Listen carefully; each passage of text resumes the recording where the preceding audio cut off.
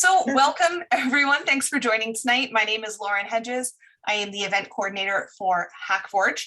Tonight, we are joined by Carrie Davis. She's a registered social worker with the Ontario College of Social Workers and Social Service Workers. Ontario College of Social Workers and Social Service Workers, yes, with a Master of Social Work from the University of Waterloo. She has worked at the Canadian Mental Health Association Windsor-Essex County branch for the past 14 years in various roles. Her current role is Workplace Outreach Worker. In that role, she provides mental health education, short-term therapeutic supports, and resources navigation to workplaces throughout Windsor and Essex County. So Carrie has been wonderful enough to join us tonight for a session that is focused on entrepreneurs, freelancers, small business owners, people who, or roles that our Hackforge membership could really relate to. Especially lately where we do have a lot of remote work. Even if you're someone who does have more of the traditional 9-to-5, remote work can kind of make it feel a little bit more like your own small business, or you're being an entrepreneur or a freelancer. So hopefully you're able to get some tips and advice from Carrie tonight. Feel free to add any questions into the chat as we go. And with that, I'm going to turn it over to Carrie. Thank you, Lauren. Thanks for having me. So like Lauren said, if you want to ask any questions, feel free to do so. It's a small group. That way we can engage and ask that question at that moment. If and when my presentation's up, sometimes what happens is I don't see the question. So I'll either wait to the end or feel free just to shout it out. So I'm going to share my screen.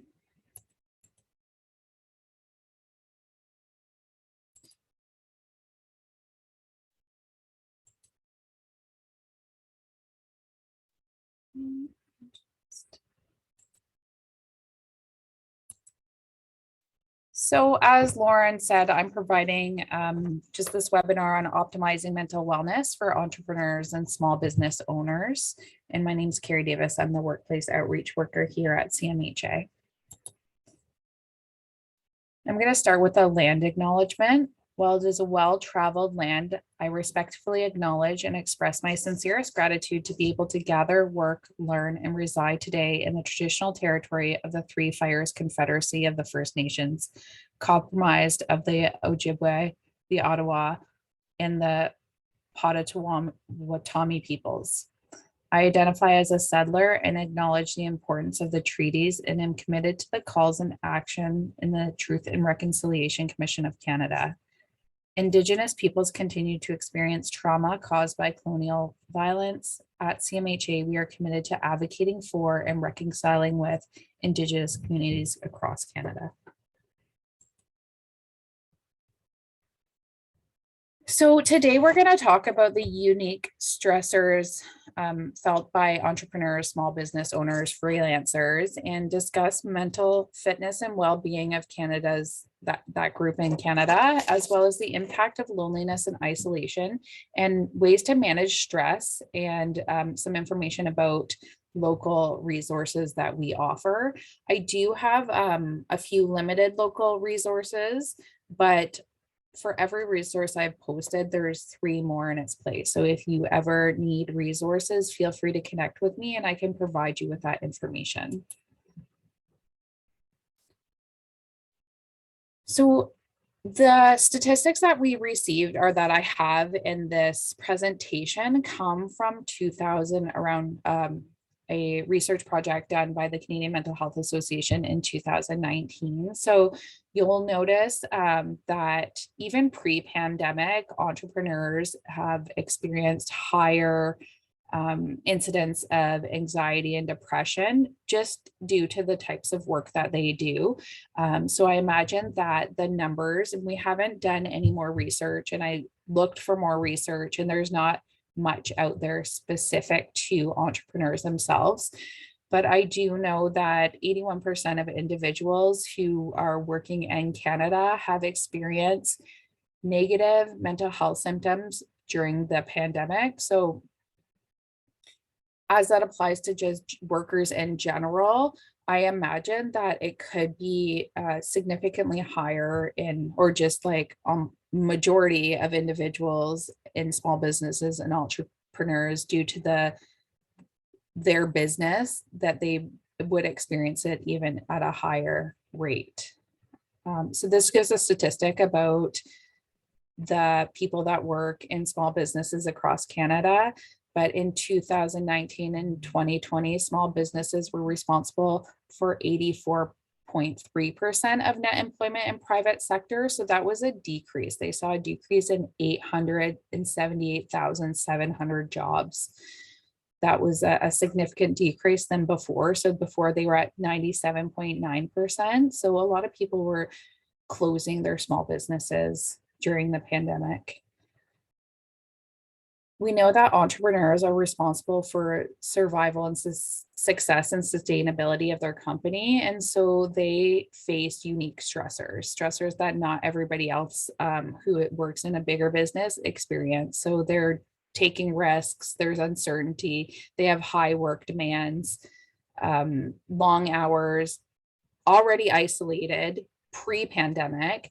They might be required to travel, and there's more pressure to succeed in these small businesses, and you're doing it on your own. So there's a lot more stress that they experience. And I'm probably preaching to the choir about this. So you guys are probably thinking, yeah, exactly. This is it, right? So nearly half of entrepreneurs experience low mood or felt mentally tired at least once a week, while about 3 of 5, about 62% felt depressed at least once a week, and nearly 1 in 2, so 46% felt mental health has interfered with their ability to work. And so you can see that this is pre-pandemic. Like I said, the numbers probably have been worse, even now with, like as we're moving out of the pandemic. I hear so many people in workplaces saying they're exhausted, they're overwhelmed, they're overworked, they're feeling unmotivated. It's just a general sense across the entire workforce right now. All entrepreneurs reported higher degrees in stress in both their business and personal lives. So about 7 out of 10 were stressed about money, and more than 1/3 were stressed about fulfilling their responsibilities at home. So there's that work-life balance. Sometimes it's difficult for business owners to create that division between work and home life. And as people began working more at home, it became even more difficult. And that's what we talk about in mental health as being needed to be able to reduce stress and maintain mental health, is to create a divide between work and home life. And degrees of stress reported by entrepreneurs coincide with mental health concerns. So 50% feeling inadequate and 50% reporting depressed moods. So it not only impacts them in the workplace, but it also impacts their home life as well, because again, that work-life balance that I was talking about earlier. Entrepreneurs were more likely to use coping strategies that they already knew about. So and less likely to be reaching out for help from professionals. And why is that? Because there are barriers for them to seek help. It could be cost barriers. It could be stigma related concerns. So these things create barriers for the individuals to be able to access services outside their home life, or other than self-care or talking to somebody that they already know. And lots of times they don't have, EAPs and stuff like that, or they don't know, many small business companies don't have psychological health and safety in their workplace. Does anybody from this group have a wellness initiatives, mental health wellness initiatives in their workplaces? If you want to, if you do, you can write it in the chat.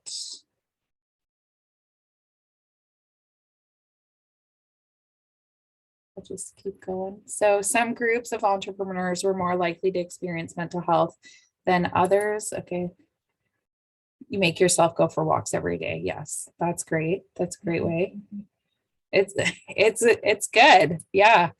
Exercise is actually a natural antidepressant and an anti-anxiety. It increases serotonin in your brain. It decreases the cortisone and helps you to engage your parasympathetic system. So that's the relaxation system in your body.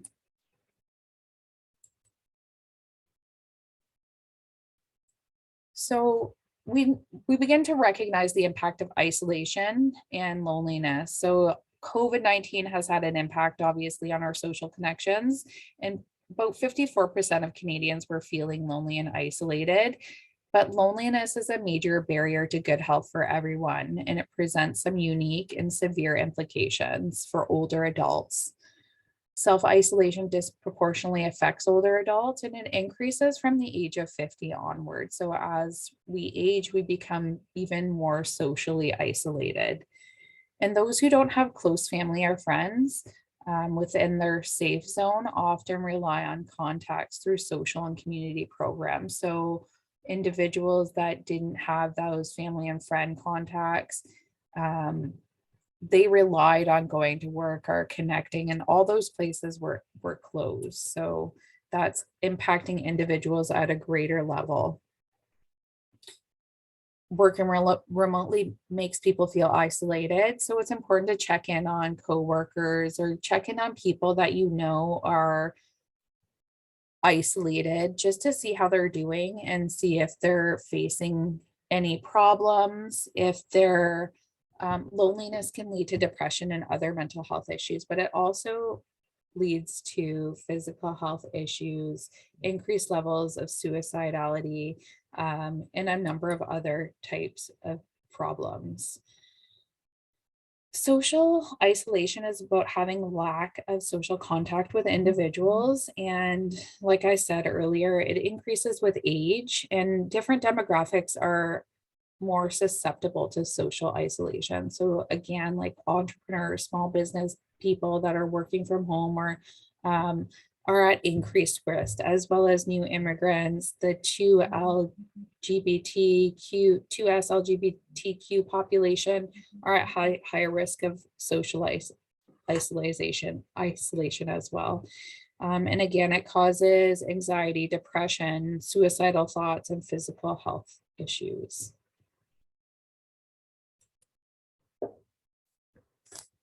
And what is loneliness? So loneliness is subjective. It's a negative experience, and it involves feelings of loss of companionship, and it is accompanied by distress. Poor social relationships can contribute to isolation, and then a person can experience both social isolation and loneliness together. Loneliness increases an individual's risk of heart disease by 32%. It increases the risk of stroke. Loneliness can be associated with higher risks of depression, anxiety, and suicide. And among heart failure patients, they are 4 times more likely to die.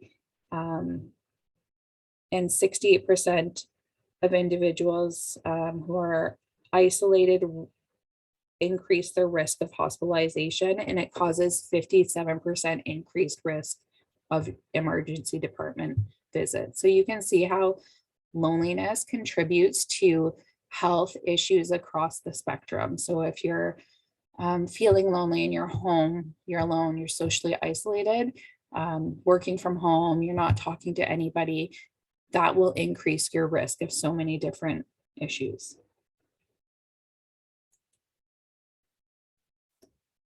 What helps us to not feel lonely or isolated is belonging. So belonging is having a connection, so relationships with people, but also participation, engagement in the community. And this creates a sense of belonging for people.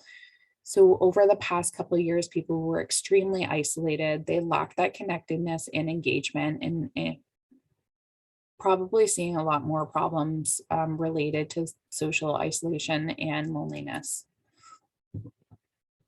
I'm just going to go over some tips for maintaining social connectedness and reducing stress. So resilience doesn't mean that you can't carry on regardless of how you feel. It just means that you take the time to understand how you're feeling and you're able to manage some of those feelings, sit with those feelings, and do something that you need to do to be able to keep moving forward. And over the pandemic, everybody has showed a sense of resiliency to be able to recover and keep adjusting to the changes that they were going through. What is stress management? So it's much more than just stress is much more complex than we thought it was, or that we think it is. It involves us thinking, learning, studying information, doing research, gathering information, and creating a self-awareness and self-reflection, self-discipline, and commitment to ourselves to be able to continue moving on and moving forward and reducing that stress.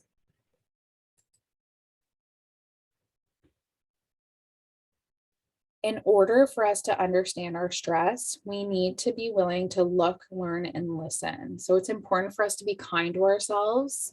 This is an anxious and stressful time for everyone, and it's okay if you feel more anxious than usual.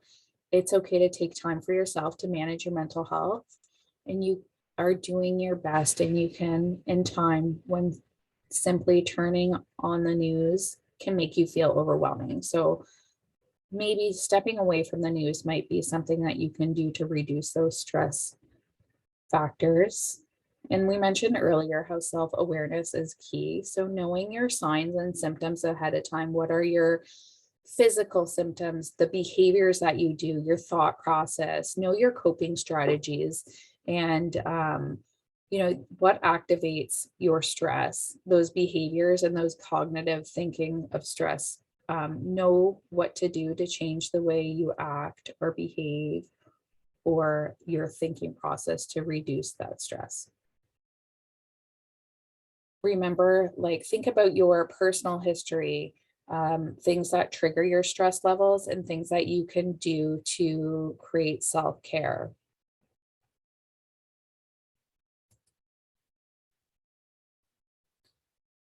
Accept that some anxiety and fear and worry is normal. So anxiety is a normal feeling that we have. It can alert us to troubles, but it also motivates us. I think I can switch the. So take time to take care of yourself, both physically and mentally. So stress management, there's so much more that we can be doing in order to care for yourselves. And Lauren's talked about going for a walk. A walk is good for you both physically and mentally. Embrace your feelings. So acknowledge what you're feeling. Ask yourself when you're feeling overwhelmed, what is the feeling that I'm having? Why am I having that feeling? And maybe you need to dig deeper because your first why is just surface level, and you know why is that happening, why, till you get to the root of that issue. And maybe you just sit with that feeling, and that helps you to neutralize those feelings when you're able to really ask yourself what's going on and take that moment before reacting.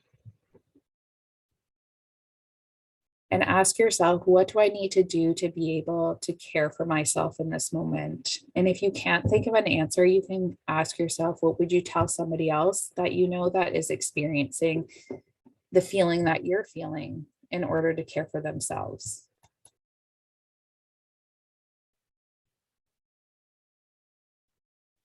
Building resiliency through tough times needs you to ask the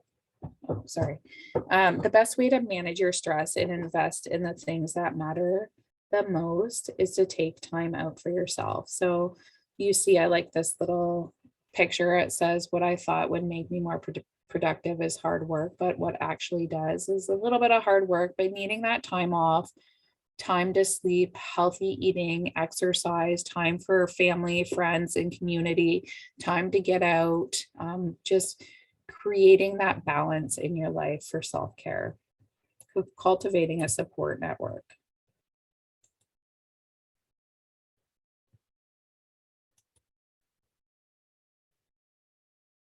Again, so more on self-care, saying no is a healthy boundary. So you can't pour from an empty cup. If you just keep giving and giving, there's no more left for you to give.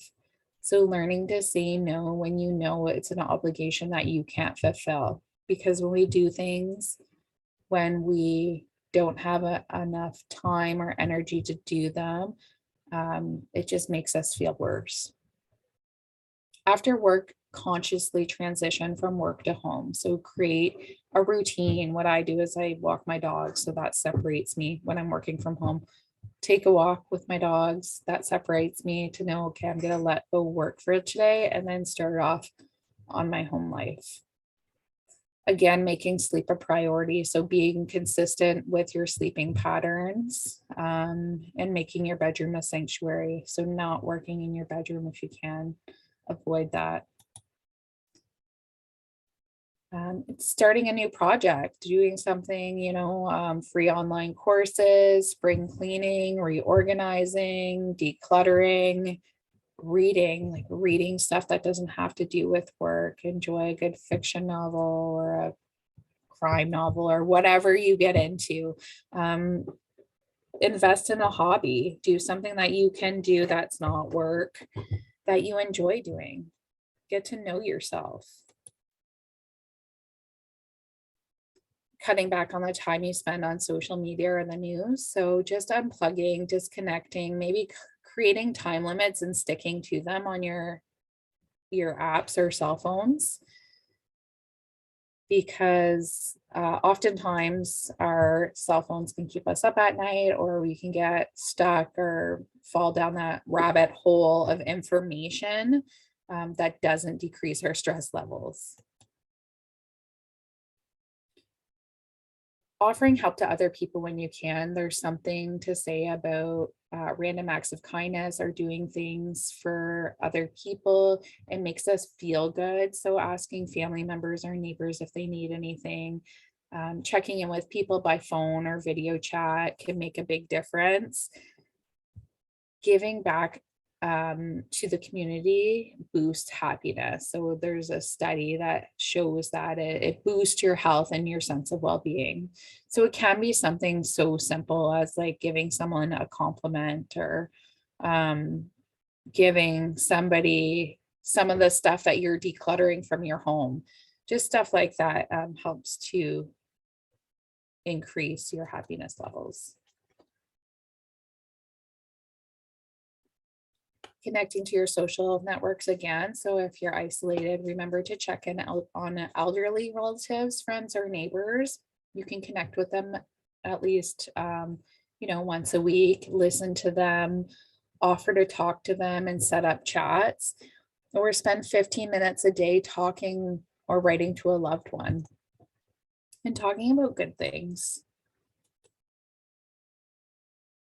Social connections virtually. So remembering to check in with your colleagues and talk about unrelated stuff to work, or share a joke or a funny story. It says virtual museums. I'm sure people are just sick of virtual stuff by now. And then again, 1 minute acts of kindness to people. If you're on social media, saying something nice to somebody. Having a good sense of humor. This says, this too shall pass. It might pass like a kidney stone, but it'll pass. So humor can help us as a defense mechanism to be able to cope with stress. And don't stress about stressing. So our perspective matters when it comes to stress, and the way we react to stress has a greater impact on our health and our success than the actual stressor itself. So if you had the mindset that you're not going to be able to get through this, then you're not going to be able to get through that. So just shifting yourself, your perspective, using imagery to follow through, follow the image through to the end where you are able to cope and manage instead of getting stuck or fixated on things that you can't do. Look at how you can cope with the issue, and you cope and you're able to get through it. And so having that type of mindset is a growth mindset, and it'll help us to get through any situation that we are experiencing. And when we're feeling stressed, ask ourselves, what's the purpose of this stress? Why am I feeling stress? Stress can be helpful. It can help us sometimes to accomplish things.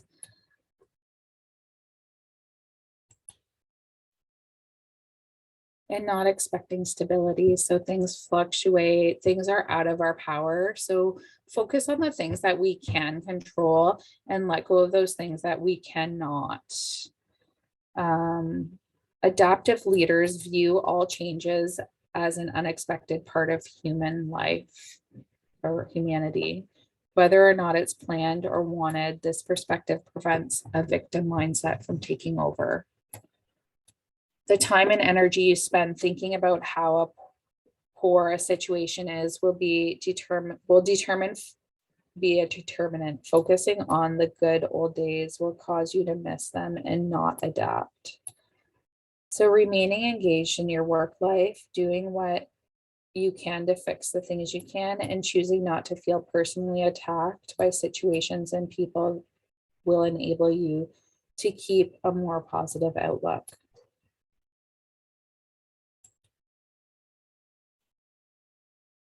Find ways to relax. Again, take regular breaks. That division, work-life balance, it keep things into perspective. Remind yourself things are just temporary, things change, and use resources that are at your disposal. I don't know if any of you have an EAP, but if you don't have anything in place, there is stuff locally that is free, that's readily available, and I will go over some of those resources. So being mindful is really important. Our brains think, it's our brain's job to think, and it thinks tens of thousands of thoughts a day. So it's our job to like rein those thoughts in, because otherwise our brains can go anywhere. So being mindful means that we're maintaining awareness moment by moment of our thoughts and body sensations that surround us. So what that looks like is that, we pay purposeful attention to the present moment. So if you are eating something, you're focusing on what you're eating. You're actually, how many times have you eaten something and been working or in a car or wherever, or, you sit down with purposeful attention to the food that you're eating. I'm holding this fork, I'm picking up the food, I'm putting the food in my mouth, and I'm chewing. That decreases our stress because we're not focusing on the hundreds of things that we need to do. Our attention isn't pulled in multiple directions. And then it draws an awareness. So we're noticing what is happening within ourselves and others in our surroundings. And it gives us a sense of empowerment. So we're liberated from those stressful thoughts when we do acts of mindfulness. So when you're at work, focus on your work. Don't focus on like, oh, and then I got to go get groceries and I got to call this person. Focus on what you're doing. And as your mind wanders, acknowledge that it's wandering and bring yourself back. Same thing when you're engaging with people, friends, children, family, just being with them instead of like if you're playing catch with a child, and you're thinking about your work stuff, you're not actively engaging in that person and enjoying that moment. Those other things will be there for you when you're done the activity. So mindfulness works by decreasing our stress and anxiety and depression by focusing on what we're doing in that actual moment.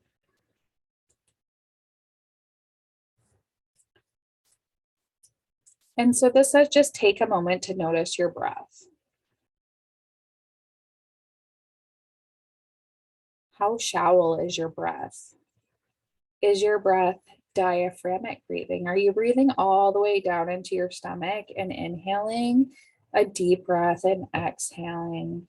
That type of breath, the diaphragmic breath, if you're in a place where you're feeling anxious, you want to reconnect to that breath that is mindful, and it will engage your parasympathetic system, which is the opposite to that anxiety sensation of rapid heart rates, shallow breathing, and all those senses that you get when you're feeling anxious. Taking time for mindful breaths will decrease anxiety. It changes your physiological reactions. Can you guys hear this?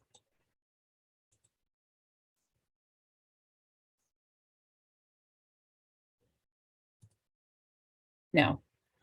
Okay, so I'll tell you what he's saying while he does it. He's gonna talk about a strategy that he uses. It's called the 5-finger breathing, and it's for recentering himself. And people love this. It's called Take 5. And you could do it for 30 seconds. You can do it anywhere you're at. So you take out your hand and you place it in front of you. Take your right pointer finger and place it in the palm of your hand. And you slide the pointer finger up the thumb and you inhale as you do that through your nose. And you slide back down with an exhale. And then you slide up the pointer finger, inhale. And then back down, exhale through the mouth. Slide up the middle finger, inhale. And then back down, exhale. Ring finger, inhale. Back down, exhale. And then pinky finger, inhale. And then back down, exhale. So you can even do that with both hands if you like to. And you could do it anywhere.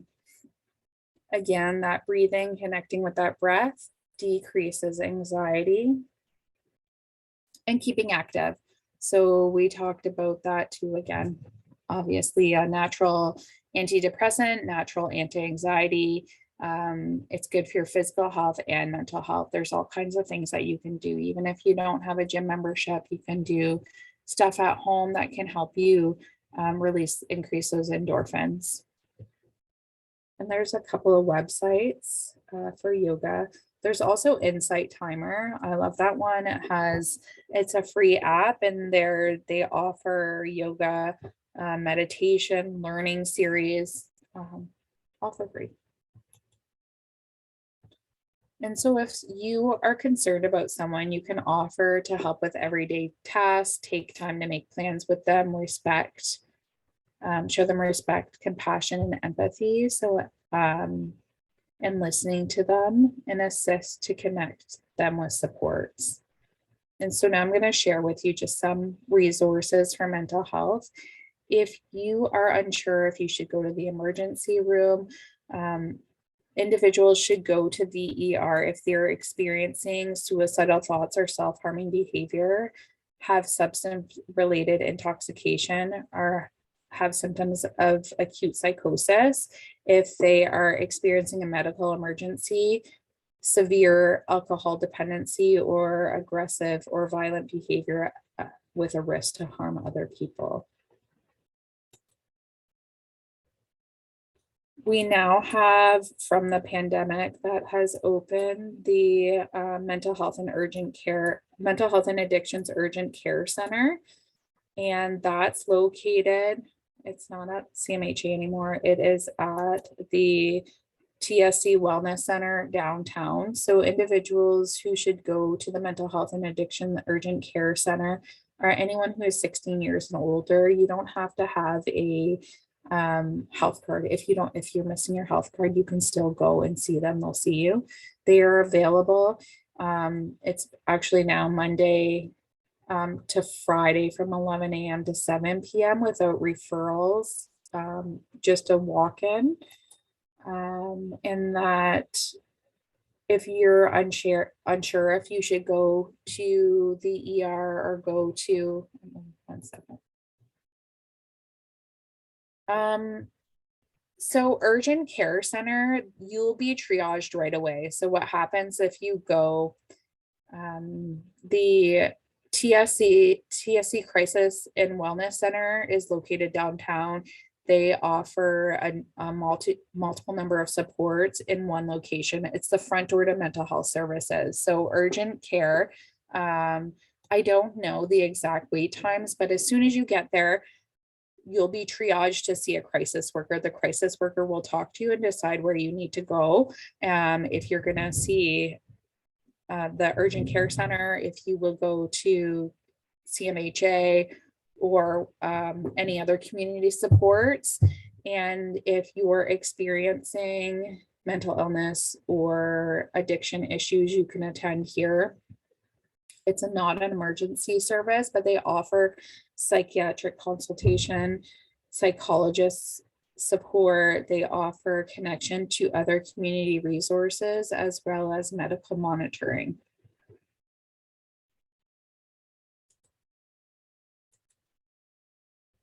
So this shows you at the TSC Center downtown, 744 Olet. These are the services that are there. There's the Mental Health and Addictions Urgent Care Center, the Crisis Center. So the Crisis Center is located there. They have a 24-hour phone line. That's the 519-973-4435 number, front door to services. They also offer outpatient services at the Crisis Mental Wellness Center, and CMHA's front door is there as well. But there's also if you have children or children, the Regional Children's Center, and for counseling, which is free for youth up to age 18. And the phone number is here, 519-257-KIDS. They are not located at that location. They are on Connaught, but I have a flyer for that one too. So they're available Monday to Thursday, 8 a.m. to 8 p.m. and Friday, 8 a.m. to 4:30 p.m. And they have free counseling services for youth and their families. They're at 3901 Connaught. And the other phone number is here. Also, there's the Bounce Back program. So it's designed to help adults age 15 years and older with low mood, mild to moderate depression, anxiety, or stress or worry. It's delivered over the phone. You can access videos for free on their website, but if you want a coach and access to booklets, you would need a referral from your doctor.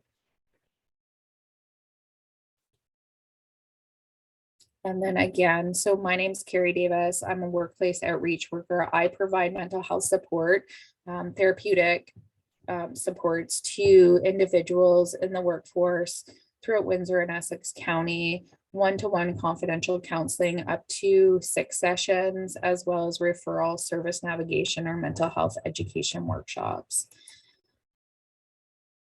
And so if you have any questions, please let me know. If you want any more information on resources, there's so many out there.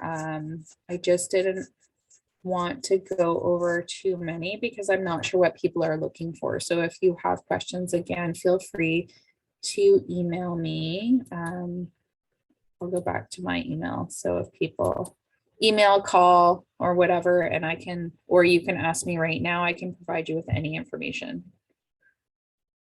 And that's it. I should stop sharing. Excellent. That was fantastic. Thank you so much, Carrie. Thanks for having me. So we did get a question. You might have already answered it. How long is the wait time for the urgent center? So it just depends on the day, right? Like you get triaged right away. So depending on what services you're looking for, also CMHA has therapeutic support for individuals. The web link for me. Sorry. Do you want the web link for urgent care or for myself? I'll share the screen now. Yeah, just go ahead and share one of them, and we'll switch back and forth depending on the responses that we get. So yeah, I'll share myself, and then if people have more questions, they can reach out to me. If you need anything, let me know. I can. Somebody speaking. Sorry. Yeah, if you reach out to me, I can provide you with information. I can provide like short-term one-on-one counseling. Does somebody One page back, please. to this one?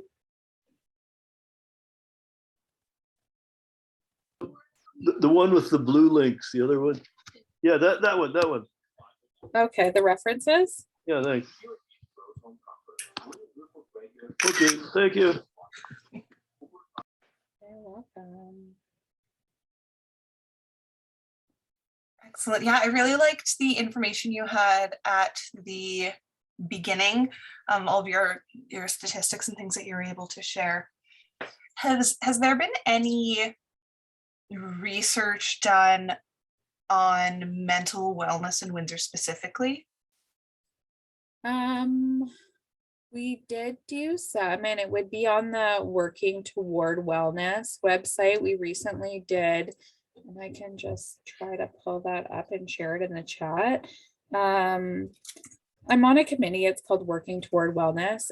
Honestly, it would be awesome if somebody from your group sat on that committee, because we do engage in issues for the workforce on wellness, and to have somebody from, like entrepreneur, small business, freelancing community would be really great too. So let me just look.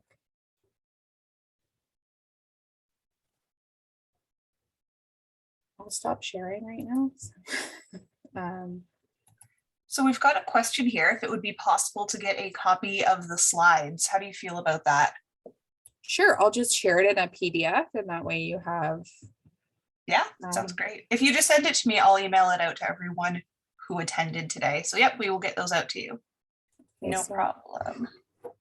Working toward wellness. So we have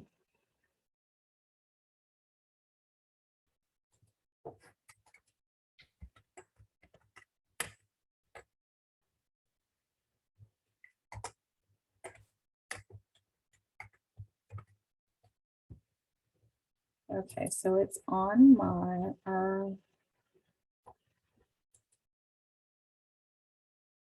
it was at the health unit, but it has just launched on our website. But when I click on the link, it goes back. Let me just see. Are you just looking for the link to the Working Towards Wellness Committee? Okay, yeah, I've got it here on the health unit website. Let me see. I have it in my presentation I just did this week. So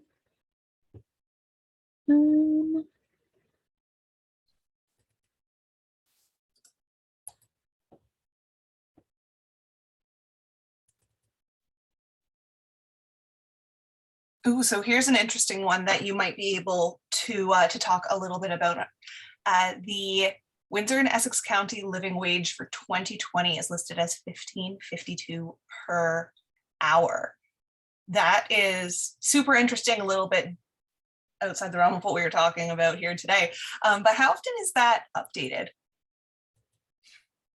the working wage. Yeah, the living wage. I'm not sure how often. Yeah. I in the links from that from the wellness committee, so I was very interested in that. Okay, so I found you.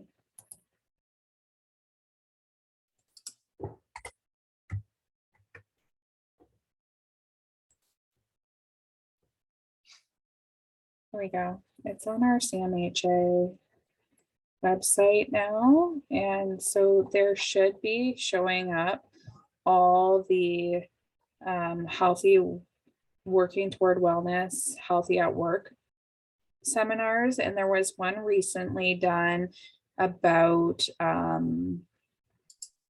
mental health.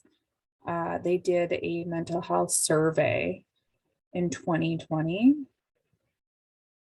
and gave us the results. So let me just share the website with you. Oh yeah. So yeah, we just moved it over to CMHA's website. So I don't know if they still have some old stuff on that one, but this is the link for the newest one. I just did a webinar on optimizing workplace psychological health by understanding resources. So if you're looking for information on more resources, it'll be in that link. It's a whole 45-minute webinar on different resources locally, from workplace mental health to, I spoke to adult mental health, child and youth resources, eating disorders, because we saw a significant increase with individuals who had eating disorders during the pandemic. It's so significant that there's about a 10 to 12 month wait time for BANA services. So I provided some information on extra resources that people can use, as well as substance use and other resources, from like financial counseling to life after 50, just stuff like that, new health unit initiatives, how they're pivoting from the mass vaccination site and starting to, instead of doing booking appointments to get updated vaccinations, you're now able just to, they're only doing walk-ins, but they're also doing for students grade 7 to grade 12 catch up on immunizations, where they used to have a focus of going into schools. That kind of was put to the side during the pandemic. So anyway, that's what that one's on. We're getting to load up all the working at, oh yeah, so here, oh no, so we don't have all of them yet up. But there was one done by a woman at the health unit, and probably the statistics will be at the health unit on mental health in Windsor-Essex County. And I can find that information as well. Courtney Wilson did that presentation.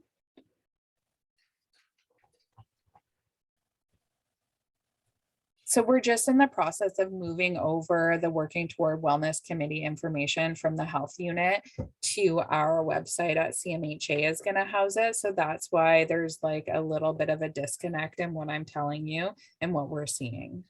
Does that make sense? Yeah. Okay. Everyone here is very, well, likely everyone here is quite familiar with the process of moving from one website to another and different hosting and all of that. Oh yes, that's all good. I'm just gonna see if it's up.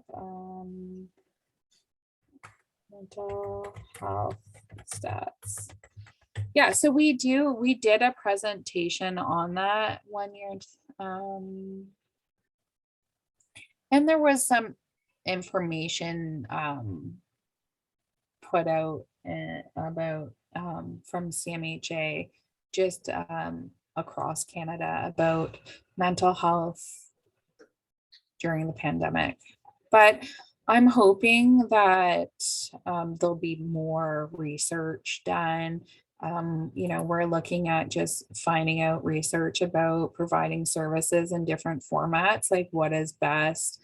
Do people get the same services they need over the phone as they would in face-to-face, or is it different than a virtual platform, like providing therapy in those platforms? I say meet people where they're at.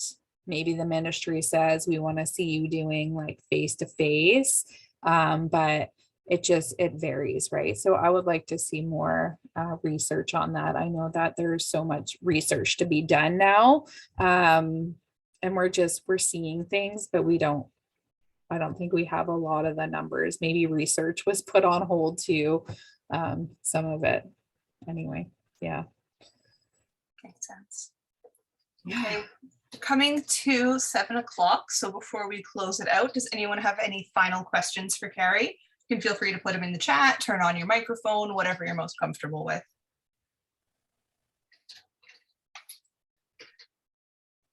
Show me your beautiful faces. I feel like everyone is just so tired of Zoom these days. Like, oh man. So hey, there's actually a great question. I spend all day on Zoom.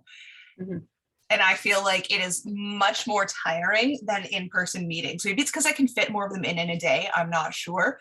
But like, how best to combat that Zoom fatigue? I would say just stepping away. I know I spend a lot of time on Zoom too, and I feel exhausted by the end of the day, but it also, not only are you like engaging your thought process, you know, all your energy into what you're doing, but your eyes are engaging too at a different level. So I noticed something for me is like vestibular migraines have come out of all this because, and that's caused by lighting, by computer screens. So our eyes are just so engaged on the screen and watching it that there's much more muscle movement and it creates a different type of fatigue. How to combat that is just to stay away from screens, shut it down, step away, but also probably taking breaks at regular intervals. They say 20 minutes for every 20 minutes, you're supposed to look away for 20 seconds, 20 feet away at some natural lighting. It's a lot. Okay. Yeah, it's a lot. It's exhausting. I know I have friends that aren't on this platform as much, and during isolation they'd say, oh, do you want to do a Zoom meeting or meet? And I'm like, no, I do not at all. 100%. I don't want to see you on Zoom, but I'll call you. There you go. It somehow felt very different. Yep. No, I get it. That's a great point though, about just how your eyes and your muscles are moving, looking at things on a screen. And I think it doesn't help that, you know, when you're sitting at the computer, it has become so much a tool for work that it's really hard to just focus on a meeting. So like, everybody does it where they're checking their email at the same time as they're on the conference call, and then all that multitasking was probably just making us more tired as well. Oh, for sure. And I see it more now. Like I caught COVID and it really slowed my brain down to where I could only focus on one thing, which has been like a blessing in disguise. So although like I was even more fatigued, it was probably because we're coming out of the pandemic. I caught it near the end. Already exhausted, already tired. It's winter, you know, and then my brain was like, no, you can't multitask anymore. You have to focus on one thing at a time. And it was just so much more quiet.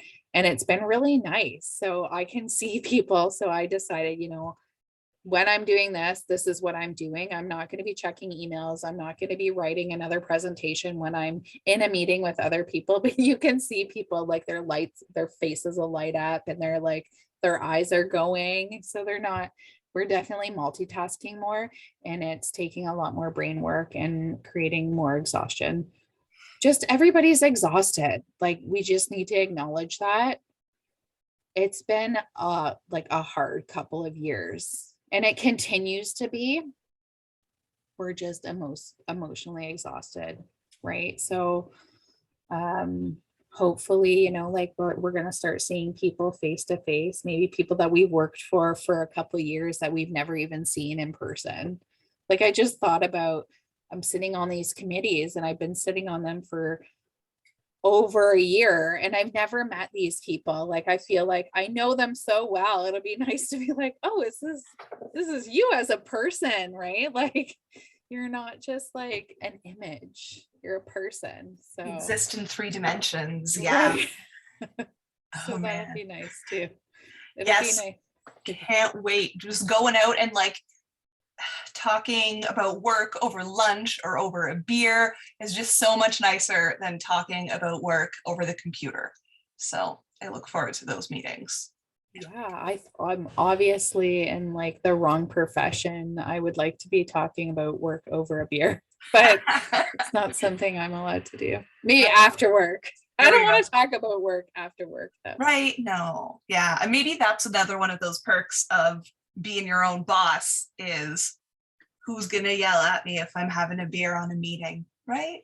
Oh yeah, you're totally allowed to. It's You nice. can't do that in healthcare. No, probably not. I can't do Frowned that upon. in mental health. It's definitely frowned upon.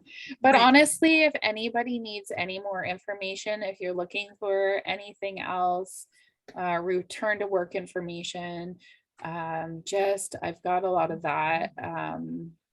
There's a psychological health and safety toolkit for returning to the workplace that was released at the beginning of the pandemic by CMHA Ontario, but then they updated it. It's a really nice tool, and it has information about returning to the workplace and how to help employees return to the workplace. I also have a presentation on that if people are interested. Whatever you need, let me know. I'm here. I'm always working. And I'm still trying to get your emails. I asked the IT person to put you on the whitelist, but every time I have to check it's called Barracuda. It like quarantines all your emails that you send to me. So our agency's on like high alert for people trying to steal health records or something. So Fair anyway, enough. I will just call you if I have to get in touch with you, or it seems like if I respond to one of the emails that you sent me first, the responses go through. So we got that at least. yeah. Oh yeah. So, and then you can phone me too on my cell phone There is we the go. best way. If you're finding like I don't connect in 48 hours, that's unlike me unless I'm on vacation. Yeah. Then just connect with me that way. You can text that number too. That's great to know. So everyone will get that number off of the slides when we send that out to them then. So Yes. This has been great. Everyone keep an eye on your emails over the next day or so, and I will get those out. We'll also be posting tonight's session on our YouTube channel. So if there's anyone who wants to return to any of the information we talked about tonight, or you want someone who wasn't here to hear everything that we went through, you'll be able to share that with them as well. So thank you all for being here. Carrie, thank you so much for the excellent presentation. Everyone go forth and do some mindfulness and have yourselves a great evening. Yes. Thank you so much. Thanks, everyone. Have a great night. Bye. Take care. Bye.